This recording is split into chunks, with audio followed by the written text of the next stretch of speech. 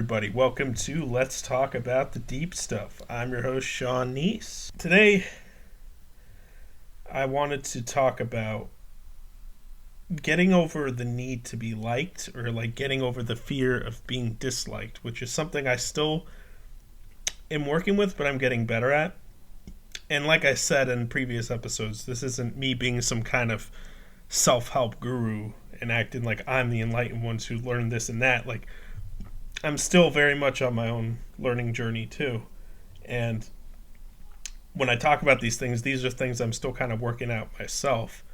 But I feel like in sharing my experiences and things that have helped me and things that I'm learning, it can maybe help others too and start a dialogue too. You know, that's another good thing. The fear of being disliked, it's a natural one because, humans are social animals. We are tribal creatures. We are very much like wolves, like how wolves are in packs, and sometimes there's the lone wolf, but even the lone wolf struggles, We all need other people on some level, even if we think we don't, I don't think anybody succeeds in life totally alone. You can develop a good relationship with yourself and you can come to count on yourself, but I think that having people you connect with is a necessity in life, at least for, I'd say, 99.9% of people. I don't want to speak for everybody. I hate it when people speak for everybody. I hate that in books, too, when they're like, we do this, we do that, we do this, we do that, because sometimes I don't even do the stuff they say people do.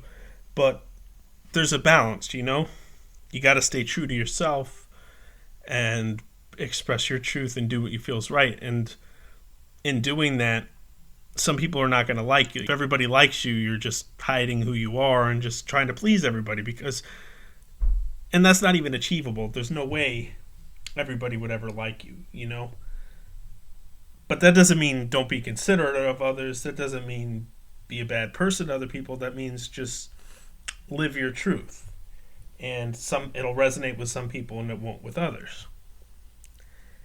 And another thing I thought of is like how, sometimes people, if they're bullied in high school or if they weren't liked in a certain point in their life, they'll say things like, I'm going to be a famous singer, so they'll all see. But it's like, if you didn't like somebody and all of a sudden you see them on the TV, they're a famous singer, would you be like, oh, maybe I was wrong about that person, they're a famous singer now? Or would you be like, oh, God, it's that asshole, now they're on TV too? I mean, your view wouldn't change them, right? So, like, the people that don't like you aren't going to like you. And I think I saw somewhere that Janis Joplin went through something similar. Like, she was picked on in high school. She was like the outcast. And she went back when she was a famous singer to her town, and everybody just treated her like the freak still, the outcast still. So if you're choosing a dream, it needs to be because it's something you want to pursue, not, for other people's approval or other people's validation. Because in the end, the people who like you and the people who care are going to be there, and the people who don't like you aren't going to like you. The people who are there for you might encourage you to be a better version of yourself, but at the same time, they'll always appreciate you for who you are. Now, that doesn't mean that there couldn't sometimes be flaws you need to work on that push people away, that maybe if you work on them, it would help you connect with more people. But I'm just saying, like, in the end, there's going to be people that resonate with you, and there's going to be people you resonate with that where your path and your ways resonate with them, and others it won't vibe with, But at the end of the day, you got to do things your way. And doing things your way doesn't mean ignoring advice or never growing. It means filtering what you take in. I think sometimes people confuse living your truth with never changing. But honestly, growth is a part of living authentically. If you're growing and learning, that is your truth evolving. The tricky part is balancing this, being open to growth, but not changing just to fit someone else's mold. I think of it like this. You're the one who has to live with yourself every day. You're the one who has to wake up in your skin with your choices. So are you doing things that feel right to you, or are you doing things to avoid being disliked, criticized, or judged? I know it's hard to sit with that discomfort when someone doesn't like you. It's like this primal instinct kicks in and your brain says, fix it, make them like you. Fix it, make them like you. But I've realized, and maybe you have too, that chasing approval is like drinking salt water when you're thirsty. The more you chase it, the emptier you feel because it's never enough. And honestly, some of the most impactful people in history weren't universally liked. They ruffled feathers. They challenged norms. They spoke truths that made people uncomfortable. And that discomfort, that's where growth happens. Not just for them, but for the world around them.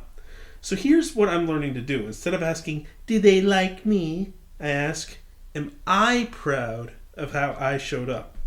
If the answer is yes, then that's a win. If the answer is no, then I reflect on what I need to adjust, not to make someone like me, but to make sure I'm aligned with who I want to be. And here's another thought. What if being disliked by some people is actually a sign that you're doing something right? I mean, think about it. If everyone agrees with you, are you really standing for anything?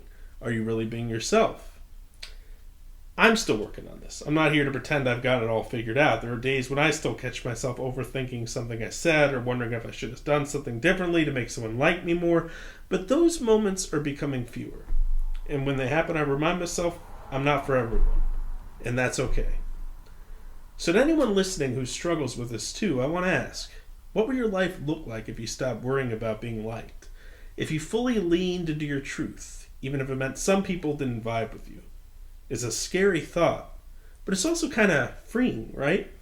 I think also the fear of being disliked, I think there's a difference between that and not caring about being disliked and being inconsiderate of others. I think you should still be considerate of others. I think you can be considerate of others and still stay true to your core, your values, and assert yourself and set boundaries.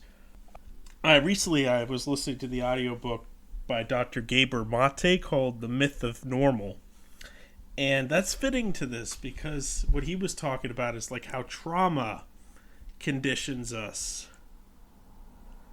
to seek approval. And trauma, a lot of people associate trauma with the extreme example, which is like trauma due to a violent event or abuse, but trauma can also be stuff we didn't experience, certain areas where we didn't get validation.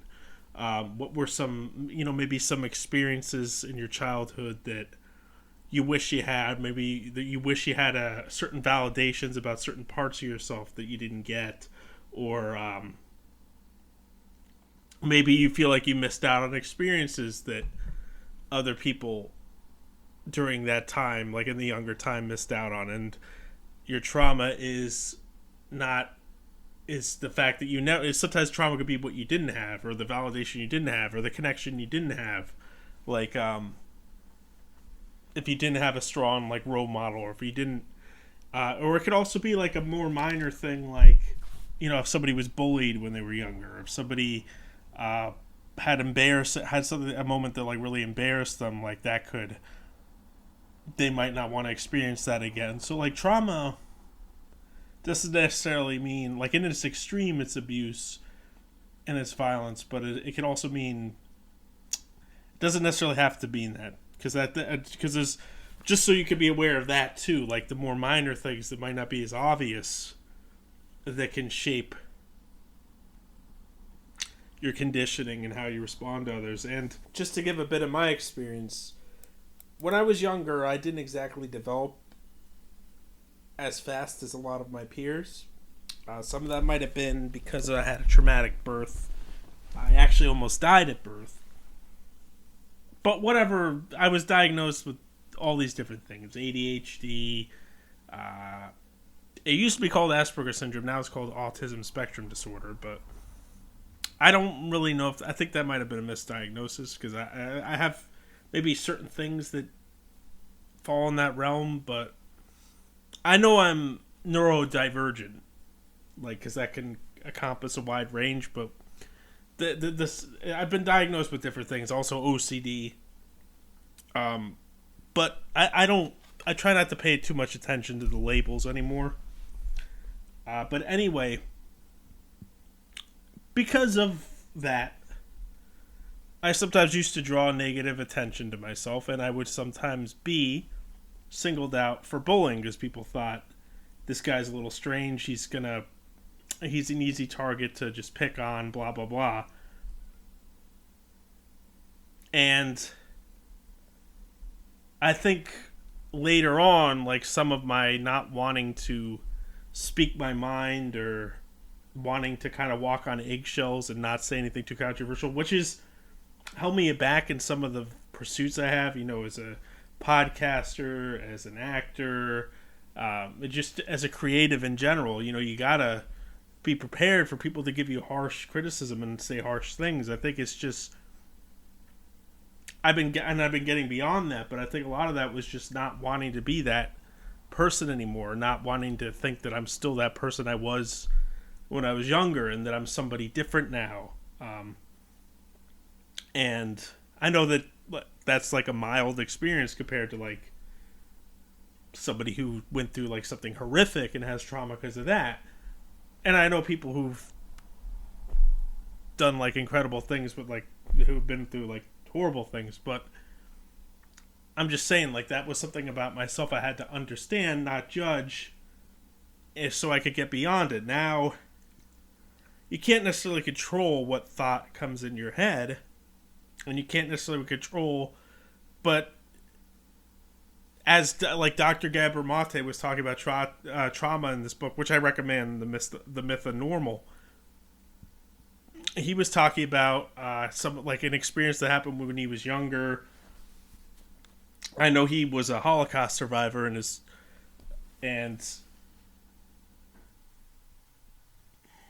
there was something when his wife couldn't pick him up from the airport or something along those lines, that he just went into silence and wouldn't talk to her, and he was real upset by that. But then he had to come to realize that wasn't the thing that happened. It was an experience when he was young, when he felt like he was neglected or abandoned. So when there's something like that, it triggered those emotions and he acted in a certain way. And I think sometimes we get into the people pleasing because we want to avoid pain. We want to avoid being judged, or it relates to some kind of traumatic experience we don't want to relive. And he was also talking about how actually this inability to say no at times can be bad for our health. Like, if we don't ever put ourselves first, if we don't ever set boundaries, if we don't ever say, like, do what's convenient for us first, that can have health impacts, because we might be doing things that are stressful for us, and there's the stress because there's that unsaid no, right? There's that unsaid need that's not being met.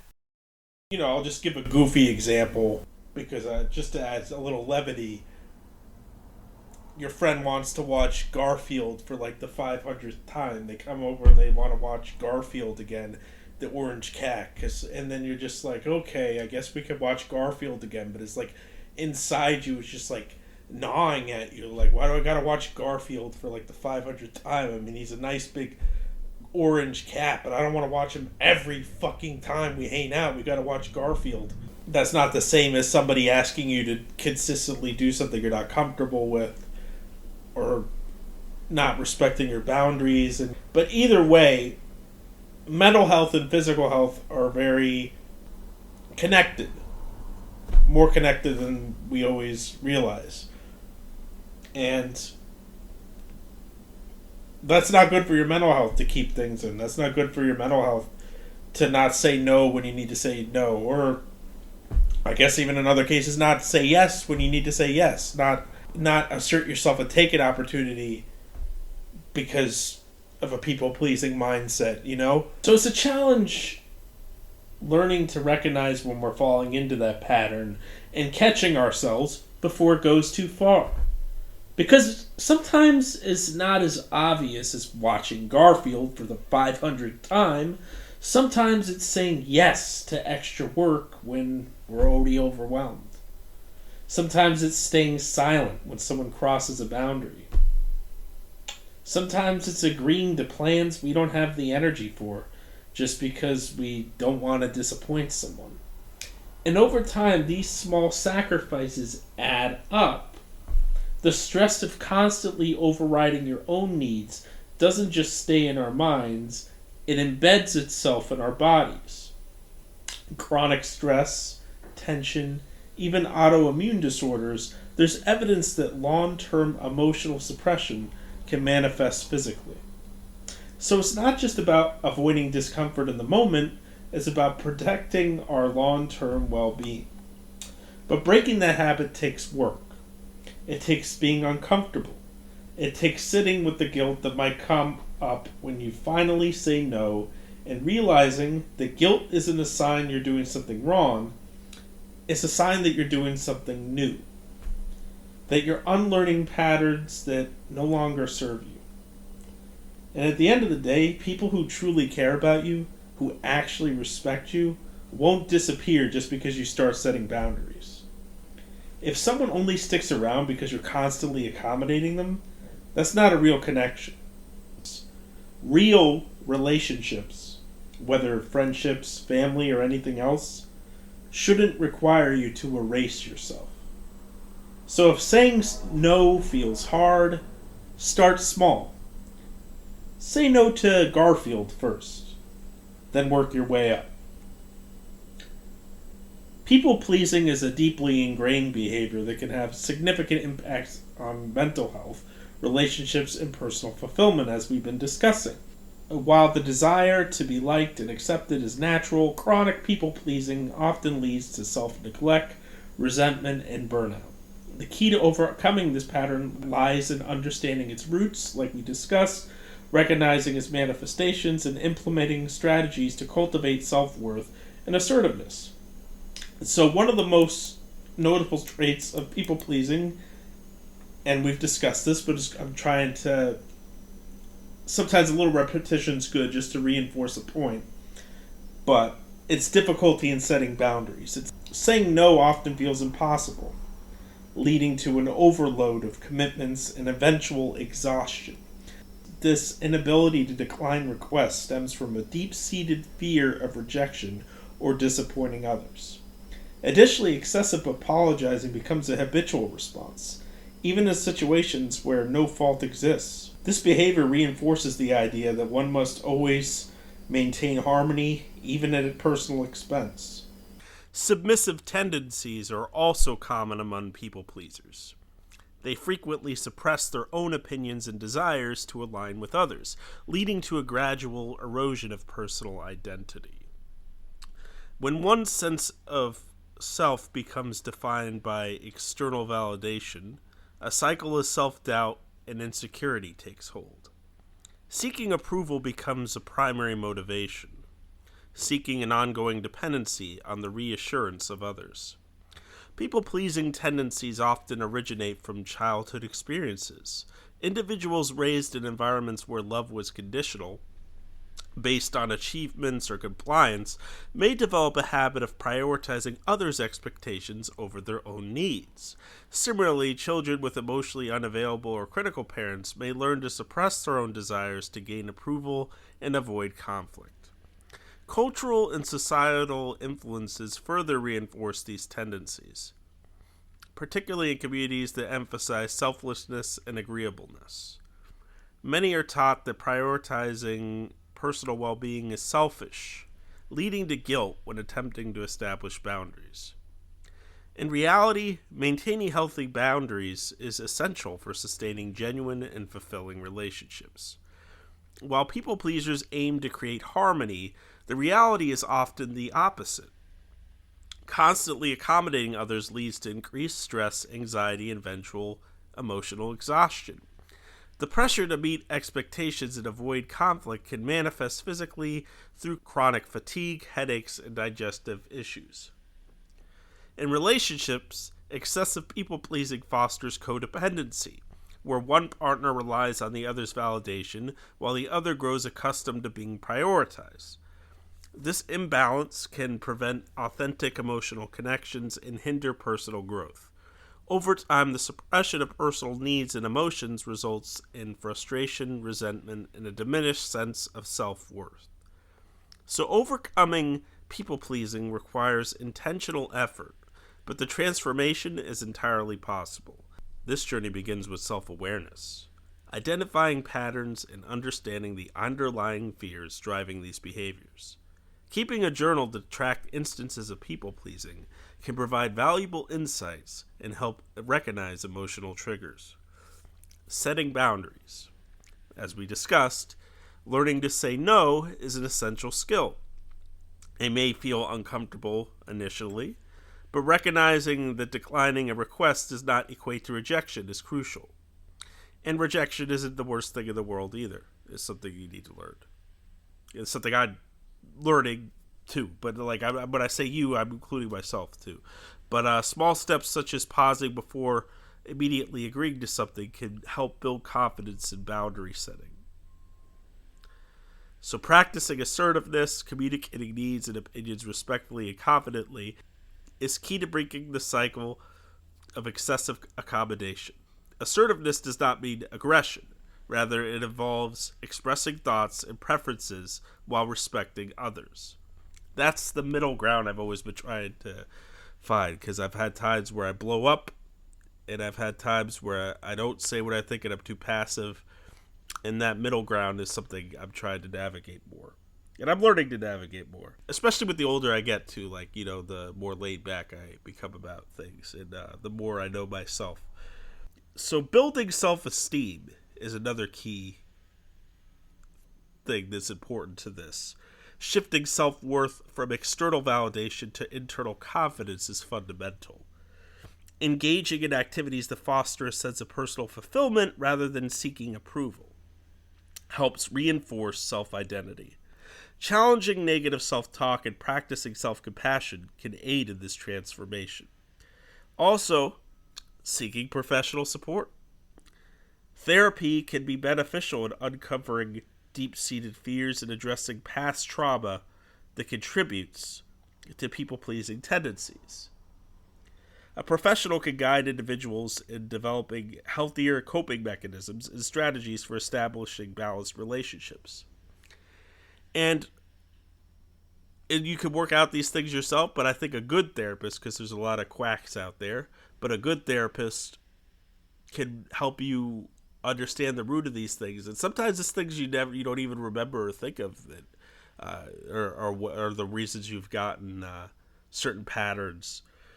But also embracing authenticity I wanted to talk about. That's important too. Breaking free from people-pleasing is not about disregarding kindness or empathy, as we discussed. It's about balancing compassion for others with self-respect. Authentic relationships are built on mutual understanding and respect, not on constant self-sacrifice. While some relationships may change or fade during this transformation, those that remain will be stronger and more fulfilling. I just thought of another thing. Like if you're surrounded by a bunch of people that don't align with your values, and just in many different ways, they don't align with your values and their beliefs and their lifestyle and just the way they. I mean, I'm not saying you have to. Your friends all have to be like you, but if the way they are doesn't align with your values, that's a sign that you aren't asserting your own boundaries and you aren't solid in what you believe. You aren't expressing what you believe in your truth enough. Because you're more people pleasing. You want people to like you. You want to have friends, even if the friends don't align with who you are and what your values are. Or even you want to be in a relationship and you're with somebody whose values don't align with yours, or doesn't really fulfill you because you're not asserting what you want and your boundaries. And as individuals begin to prioritize their well-being, they may experience a mix of emotions: relief, anxiety, or even guilt. And that book I was talking about earlier, Dr. Gabriel Mate, talks about that guilt of saying no. There's also a good assertiveness book that I've talked about from Manuel J. Smith called "When I Say No, I Feel Guilty." I talked about that in another episode that was specifically on assertiveness. This is more about overcoming people pleasing and being okay with being disliked. But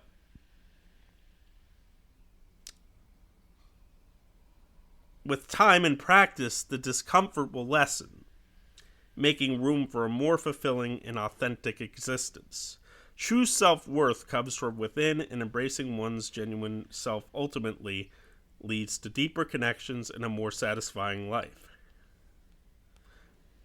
So, I think a good thing to also remember is that our time here is limited and we're eventually going to die. So, you're meant to be on this earth to speak your truth.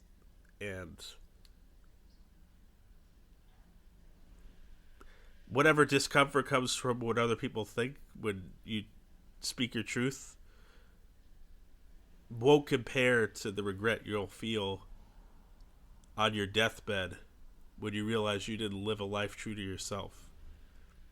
When you realize you didn't express yourself, you weren't authentic, and that you didn't stand for what you believed, you didn't live the life you wanted to. That I think that feeling is worse than anything. Like when you're in your last moments, you realize you didn't do that. I think you just got to remember that that's going to be a lot worse than whatever discomfort comes from some person that you thought was your friend not being your friend anymore, or some idiot saying a couple harsh words, or in the end, all of that's just going to be faint memories in the distance, and you'll be remembered better by others for being someone who stood for what you knew. I'm going to say knew was right because it's a knowing. I don't know. You're someone who stood for what they believed in. You're someone who went after what they want. You're somebody, etc., etc. I'm just saying the same thing in different ways, but it's about thinking about the long term rather than just the short term, because that short term discomfort can lead to a long term peace. The journey to reclaiming authenticity starts with a single step, whether it's saying no to an overwhelming request or speaking up about a personal preference. Each small act of self-assertion paves the way for a healthier, more balanced future. You deserve to live a life that aligns with your true self, free of the weight of others' expectations. Okay, so before we wrap up, I did want to talk about one other book that I think would be helpful. It's called The Courage to Be Disliked, the Japanese phenomenon that shows you how to change your life and achieve real happiness. It's by Ichira Kashimi and Fumitaki Koga. I'm hoping I pronounced those names right. My apologies if I didn't. And I recommend getting the audiobook because, depending on what book it is, I like to read a physical or I like to read an audiobook.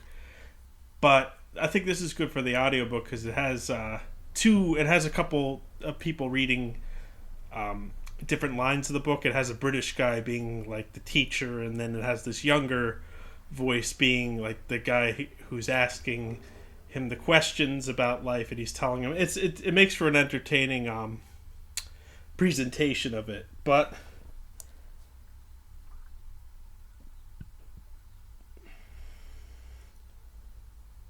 one of the main things the book teaches kind of relates to what I was saying before about trauma or your past experiences determining how you see your future, like past failures or past things didn't go well. It's hard to think that you'll have a different or better outcome in the future.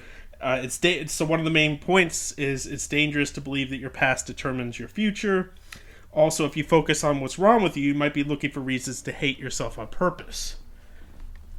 Because you could probably, with people you really like and admire in your life, you could probably, if you wanted to, find things about them you don't like, and you could just focus and dwell on those. When you're so focused on looking at your negative or things you did wrong, you're not looking at what you did right. And I think the more you look at what you did right and the more you look at your good qualities, the more those good qualities grow and evolve. And also another main point is most of what we think is competition is just made up and hurting our happiness. That's another main point. I guess there is somewhat of a need for competition in this world we live in, but I think at the same time, I think it's more about, I don't think your success, if you're really living your truth, is going to look like other people's success.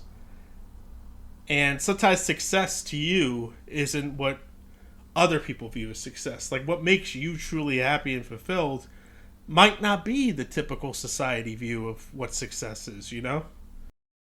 So, in short, the book is an analysis from two Japanese authors on the teachings of Alfred Adler, who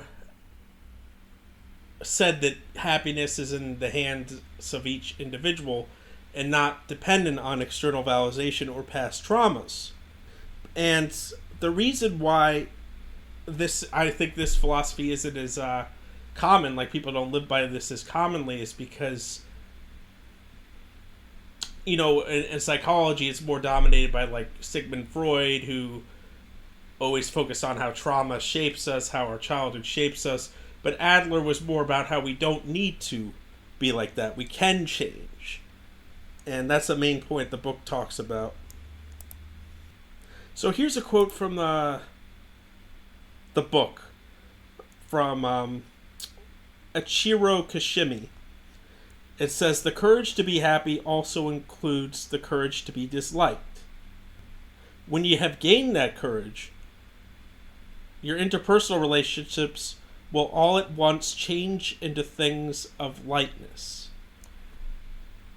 And I think ironically then more people will like you because you're being authentic and you're saying things that resonate with them. You're not just walking on eggshells to please them. But so I would recommend these two books I've discussed, and they kind of overlap and talk about similar things, only I would say Dr. Gabor Mate is more like empirical and research based with this book, like different studies and interviews, and The Courage to be Disliked is more like listening to a spiritual book almost. It's more just direct and straightforward. I hope you've gained some insight in how to break free from the grip of people pleasing and start living authentically. Remember, you deserve to prioritize your own needs and set boundaries that serve you. It's not about being selfish, it's about being true to yourself. And that actually was one more point I meant to make, is that I think that's why you see a lot of mean or inconsiderate or insensitive people kind of dominating, and ignorant people dominating too, because without going into specifics, because I don't want to get like too divisive for this episode, because this is more of a universal point, but when people say things in a very opinionated way, even if they're ignorant and don't know what the hell they're talking about, it draws people because they're drawn to that just kind of quick way of saying things. But actually, I think when you're more intelligent and you actually know things are going on, there's more questions and there's more nuance, and you're not always as like quick to just be so sure that you're right about this. But I think it's a balance, because I think it is good to, like, if you know something's wrong and you want to speak out on it, or you want to stand for your values, or you want to assert yourself in any kind of way, I think just be firm in that, even if you don't have all the answers, even if you don't know, because I would like to see more empowered, kind, and smart people. I think that there isn't enough of those, because when you're kind and you're empathetic, you're going to try to do things that accommodate other people, which I think is necessary to a degree. You can't be totally inconsiderate of people and just shit on others. You gotta be empathetic, but that shouldn't be at the expense of your needs. That's where the problem comes, is when it's the expense of your own needs. And knowing when to put yourself first, and also asserting your boundaries, your values, knowing what you stand for, expressing your authentic self without fear of rejection. Like, I think as long as you're not infringing on other people with your actions, if it makes you happy and it feels right to you, you shouldn't have to explain yourself, even if other people don't like it. As long as, I guess the way I look at it is, your rights end where another's begin. So I think as long as you're not hurting anybody, do what feels right to you. So anyway, that's about it for this episode. If you want to keep updated with future episodes of Let's Talk About the Deep Stuff, you can find us on Spotify, iTunes, or wherever you get your podcasts. You can also follow me on social media at Let's Talk About the Deep Stuff to stay connected. And that's all for today. Thanks for tuning in, and we'll catch you on the next one.